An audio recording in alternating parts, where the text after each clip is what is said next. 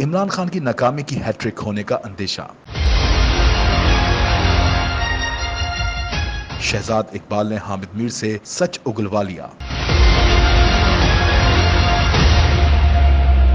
हाल ही में सीनियर सहाफी और anchor person Shahzad Iqbal ने अपने प्रोग्राम में सीनियर सहाफी और तज्जियाकार हामिद मीर को मदऊ किया। शहजाद इकबाल ने मौके का फायदा उठाते हुए हामिद मीर से साबिक वजीर आजम से मुतल्लिक अहम सवालात किए। शहजाद इकबाल ने सवाल किया कि कल इमरान खान ने वाजे कर दिया है कि 14 मई को पंजाब में इलेक्शन नहीं होंगे। कल इमरान खान ने वाजे कर दिया है कि 14 मई को अगर पंजाब में इलेक्शन नहीं होंगे तो वो सड़कों पे निकलेंगे, एहतजाज करेंगे। तो 14 मई को तो इलेक्शन हो नहीं सकते, एक हफ्ता ही बाकी है। जवाब में हामिद मीर ने कहा कि देखें शहजाद साहब, इस वक्त इमरान खान साहब एक बड़ी वीक पोजीशन पर है। वीक पोजीशन उनकी इसलिए है कि पहले उन्होंने पिछले साल 25 मई को लॉन्ग मार्च का ऐलान किया और उन्होंने कहा कि हम जनाब इस्लामाबाद पर कब्जा कर लेंगे। हामिद मीर ने कहा कि उस वक्त शहबाज शरीफ साहब असेंबली तोड़ने का फैसला कर चुके। शहजाद साहब, इस वक्त इमरान खान साहब एक बड़ी वीक पोजीशन पे हैं। वीक पोजीशन उनकी इसलिए है कि पहले उन्होंने पिछले साल 25 मई को लॉन्ग मार्च का ऐलान किया और उन्होंने कहा कि हम जनाब इस्लामाबाद कब्जा कर लेंगे, डिस्पाइट द फैक्ट कि उस वक्त शहबाज शरीफ साहब जो हैं वो असेंबली तोड़ने का फैसला कर चुके थे। हामिद मीर ने मजीद कहा कि अब इमरान खान साहब अगर 14 मई को जा रहे हैं सड़कों पर तो उनको ये सोच लेना चाहिए कि पहले 25 मई और फिर 26 नवंबर उनके साथ जो हुआ। अब इमरान खान साहब अगर 14 मई को जा रहे हैं सड़कों पे